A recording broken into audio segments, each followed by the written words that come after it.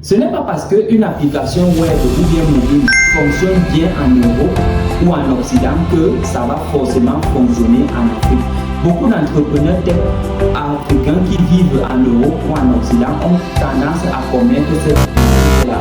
Lorsqu'ils ont vu qu'une solution prend bien en Europe, ils se disent qu'il suffit seulement de l'importer en Afrique et ils auront gain de cause. Or, ça c'est une grosse erreur à ne surtout pas commettre. Et dans cette vidéo, je vais tout expliquer. La première raison qui peut justifier l'échec d'une solution qui fonctionne bien en Europe et qui ne va pas fonctionner en Afrique, c'est déjà la réalité économique.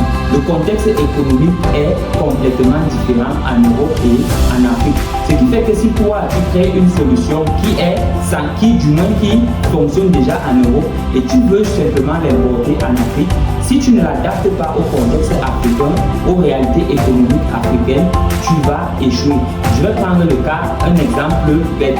En Europe, on utilise les cartes de crédit, notamment les cartes d'emprunt. Or, en Afrique, la population est sous-bancarisée. Ce qui fait que si tu déploies ta solution et tu demandes de faire des paiements via des cartes bancaires, tu es voué à l'échec.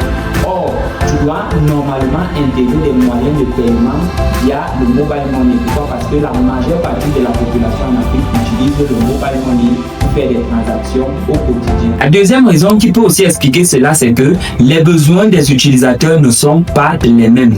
En Europe, la population est déjà habituée à la technologie. Or, en Afrique, ce n'est pas encore vraiment le cas. Si tu veux déployer ta solution en Afrique, tu dois faire beaucoup d'éducation. Tu dois éduquer ton client, tu dois éduquer tes utilisateurs à pouvoir utiliser ta solution. Dans le cas concret, celle-ci ne sera pas rapidement ou très peu adaptée, du moins très peu adoptée par les Africains. La troisième raison, à mon sens, qui est très importante, est que les contraintes locales sont complètement différentes de ce qui se fait en Europe.